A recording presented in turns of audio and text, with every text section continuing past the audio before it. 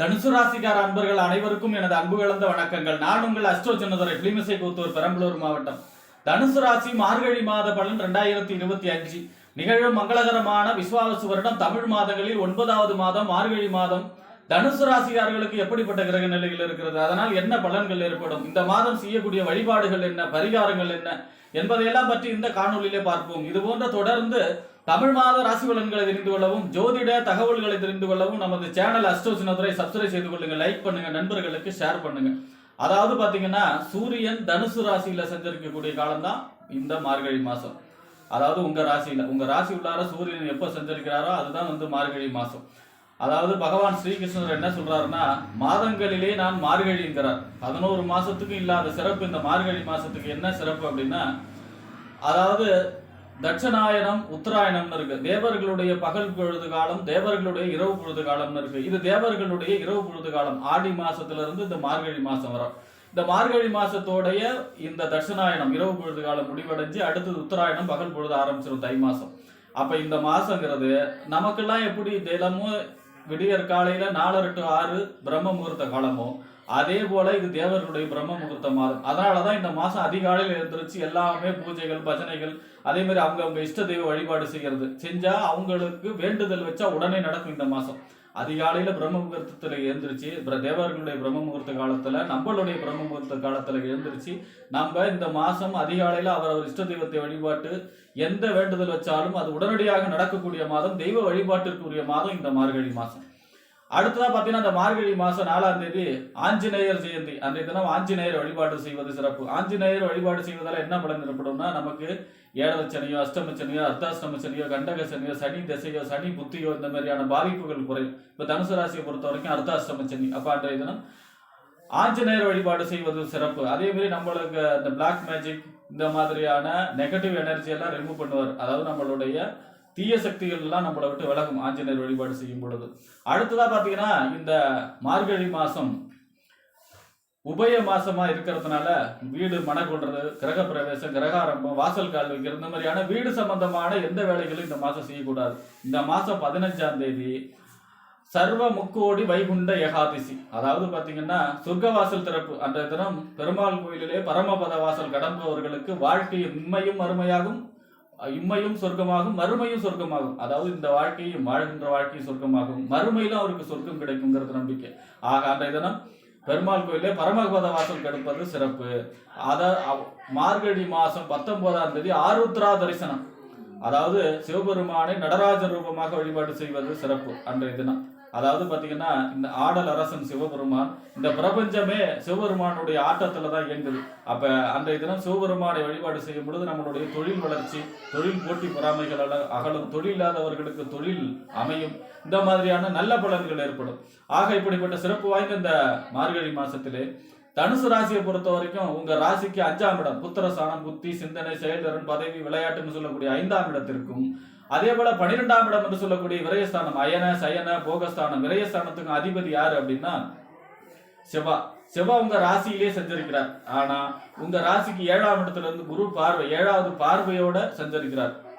குரு மங்கள யோகம். அப்ப செவ்வா உங்க ராசியில சஞ்சரிப்பது யோகம். 5, 5, 9 மிஞ்சும் பொருள் தரும்பாங்க. அதாவது திரிகோண ஸ்தானம், லட்சுமி ஸ்தானம்.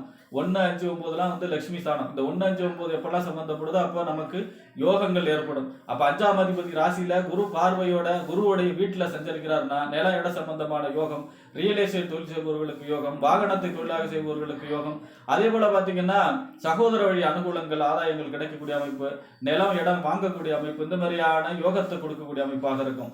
12ஆம் இடத்து அதிபதி அவர் தான் இல்லையா, ராசியில சஞ்சரிக்கும் பொழுது ஒரு சில அலைச்சல்கள், அதாவது ஒரு விஷயத்துக்காக 2 தடவை 3 தடவை அலையக்கூடிய விஷயம் இருக்கும். வெளிநாடு சம்பந்தமான முயற்சிகள் கைகூடும். வெளிநாட்டுல பாஸ்போர்ட் கிடைக்கிறது, விசா கிடைக்கிறது, நல்ல வேலை கிடைக்கிறது, உத்தியோக சம்பந்தமா வெளிநாடு போறது, தொழில் சம்பந்தமா வெளிநாட்டுக்கு போறக்கூடிய அமைப்பு, அதே போல பாத்தீங்கன்னா படிப்பிற்காக வெளிநாடு போறக்கூடிய அமைப்பு, இந்த மாதிரியான வெளிநாடு சம்பந்தமான முயற்சிகள்லாம் கை கொடுக்கும்.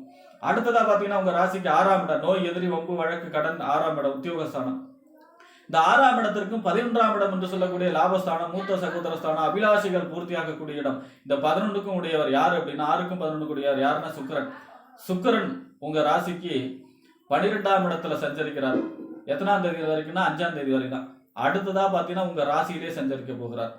பொதுவா 6ஆம் இடத்து அதிபதி ராசியில சஞ்சரிக்கிறார் அப்படின்னா ஆரோக்கியத்தில் அக்கறை செலுத்த வேண்டும். ஆனாலும் குரு பார்வை இருக்கார், சுக்கிரனே முக்கால் சுவர், அதோட குரு முழு சுவர் பாக்குறாருன்னா கண்டிப்பாக வேற எந்த பிரச்சனையும் வராது. ஏன்னா சுக்கிரன் ராசியில சஞ்சரிக்கிறதுனா சுக்கிரன் கவர்ச்சி கிரகம்.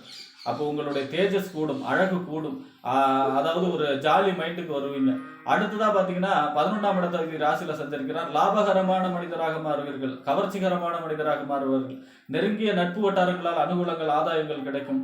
அதே போல பாத்தீங்கன்னா அந்த புகழ், அதாவது ஃபேஸ்புக், வாட்ஸ்அப், இந்த சினிமா துறையில் இருக்கிறவங்க இவங்களுக்கெல்லாம் பார்த்தீங்கன்னா அதன் மூலமாக ஒரு புகழ் ஏற்படக்கூடிய அமைப்புலாம் இருக்கும். சினிமா துறையில் இருக்கிறவங்களுக்கு பெரிய யோகத்தை சொல்லக்கூடிய அமைப்பாக இருக்கும். அடுத்ததா பார்த்தீங்கன்னா சுக்கிரன் ராசியில செஞ்சிருக்கிறாருன்னா திருமண சம்பந்தமான முயற்சிகள் கைகூடும். அதே மாதிரி திருமணம் தான் இந்த மாசம் செய்யக்கூடாது ஒழிய திருமணம் சம்பந்தமா பொண்ணு பார்க்கறது, மாப்பிள்ளை பார்க்கறது, பொருத்தம் பார்க்கறது, இந்த மாதிரியான திருமண சம்பந்தமான முயற்சிகள்லாம் எடுக்கலாம் இந்த மாசம். அடுத்ததா பார்த்தீங்கன்னா உங்க ராசிக்கு 7ஆம் இடம், 7ஆம் இடங்கிறது களத்திர ஸ்தானம், அதாவது கணவன் அல்லது மனைவி ஸ்தானம், நண்பர்கள் ஸ்தானம், கூட்டு தொழில், சமூகம், வாடிக்கையாளர்கள் சொல்லக்கூடிய இடம். 7ஆம் இடத்திற்கும் 10ஆம் இடம் என்று சொல்லக்கூடிய தொழில், புகழ், அந்தஸ்து, கௌரவத்துக்கு அதிபதி யார் அப்படின்னா புதன். புதன் உங்க ராசிக்கு 11ஆம் இடத்துல லாபஸ்தானத்துல, 11ஆம் இடம் இல்ல 12ஆம் இடத்துல செஞ்சிருக்கிறார். 12ஆம் இடங்கிறது விரயஸ்தானம், அயன போகஸ்தானத்துல, விரயஸ்தானத்துல 14ஆம் தேதி வரை செஞ்சிருக்கிறார். அதாவது பாத்தீங்கன்னா 7ஆம் இடத்து அதிபதி 12ஆம் இடத்துல செஞ்சரிக்கிறார் அப்படின்னா 14ஆம் தேதி வரை செஞ்சரிக்கிறார்னா வாழ்க்கை துணைக்காக செலவு செய்யக்கூடிய அமைப்பு. வாழ்க்கை துணைக்கு நகை எடுக்கிறது, நட்டு எடுக்கிறது, துணி செலவு பண்றது, அதாவது விலை உயர்ந்த பொருட்கள் வாங்கி கொடுக்கறது. அதே மாதிரி பாத்தீங்கன்னா 10ஆம் இடத்து அதிபதி அவர் தான், தொழிலுக்காக செலவு செய்யக்கூடிய அமைப்பு, தன்னுடைய புகழுக்காக செலவு செய்யக்கூடிய அமைப்பு, இந்த மாதிரியான செலவுகளை சொல்லக்கூடிய அமைப்பு இருக்கும். 14ஆம் தேதிக்கு அப்புறம் உங்க ராசியிலேயே அவரும் சஞ்சரிக்க போகிறார். 7ஆம் இடத்து அதிபதி ராசியில சஞ்சரிக்கிறாருன்னா 7ஆம் இடங்கிறது 2வது குழந்தை, கரு உண்டாகக்கூடிய அமைப்பு, குழந்தை பிறப்பு ஏற்படக்கூடிய அமைப்பு, நண்பர்கள் மூலமாக அனுகூலங்கள், கூட்டு தொழிலே வருமானம் பெருகக்கூடிய அமைப்பு, திருமணம் சம்பந்தமான முயற்சிகள் கைகூடும், வாழ்க்கை துணி வழியாக ஒரு அனுகூலங்கள், ஆதாயங்கள் கிடைக்கக்கூடிய அமைப்பு. 10ஆம் இடத்து அதிபதி ராசியில செஞ்சிருக்கிறார்னா தொழில், புகழ், அந்தஸ்து, கௌரவம் உயரும். அதாவது பாத்தீங்கன்னா உங்களுக்கு புகழ், அந்தஸ்து, கௌரவம் உயரும். ஏதாவது ஒரு பதவி, பொறுப்பு கிடைக்கக்கூடிய அமைப்பு இருக்கும். ஏன்னா குரு பாக்குறாரு உங்க ராசியை, ராசிநாதனே ராசியை பார்க்கிறார், அப்ப அது யோகம். அடுத்ததா பாத்தீங்கன்னா உங்க ராசிக்கு 9ஆம் இடம் பாக்கியஸ்தானம், தந்தை ஸ்தானம், பாக்கியஸ்தானம், தொலைதூர பயணம், உயர்கல்வி ஸ்தானம். இந்த 9ஆம் இடத்துக்கு அதிபதி யாருன்னா சூரியன். சூரியனும் உங்க ராசியிலே செஞ்சிருக்கிறார், குருவுடைய பார்வையில செஞ்சிருக்கிறார். அதாவது இப்ப ஏற்கனவே சொல்லியிருந்தோம் 1, 5, 9 லட்சுமி ஸ்தானம், திரிகோண ஸ்தானம், அப்ப அதிர்ஷ்டத்தை சொல்லக்கூடிய இடம். அப்ப 1, 5, 5, 9 மிஞ்சும் பொருள் தரும். அப்ப 5ஆம் அதிபதியும் ராசியில இருக்கார், குரு பார்வையிட. 9ஆம் அதிபதியும் ராசியில இருக்கார், குரு பார்வையிட. மிஞ்சும் பொருள் தரும், அதிர்ஷ்டம், ரேஸ், லாட்டரி, இந்த மாதிரியான எதிர்பாராத நன்மை, எதிர்பாராத அதிர்ஷ்டம், எதிர்பாராத பாக்கியம், எதிர்பாராத ஒரு பெரிய நன்மையை சொல்லக்கூடிய அமைப்பு இருக்கும். அரசு சம்பந்தமான திட்டங்கள் எதிர்பார்த்துக்கிறவங்களுக்கு, கான்ட்ராக்ட் எதிர்பார்த்துறவங்களுக்கு அதெல்லாம் கிடைக்கும். அரசு சம்பந்தமான பதவி, பொறுப்பு கிடைக்கிற காத்திருக்கிறவங்கலாம் அதெல்லாம் கிடைக்கும் இந்த மாசம். ஆக இந்த மாசங்கிறது தனுசு ராசியை பொறுத்த வரைக்கும் உங்க ராசியே வலுவடைகிறதுனால எதையும் சமாளிக்கக்கூடிய ஆற்றல், அதை ஒரு தன்னம்பிக்கை, புத்துணர்ச்சி, கவர்ச்சி இதெல்லாம் ஏற்படக்கூடிய மாதமாக தனுசு ராசிக்காரர்களுக்கு மார்கழி மாசம் அமையும் என்று கூறி விடைபெறுகிறேன். நன்றி, வணக்கம்.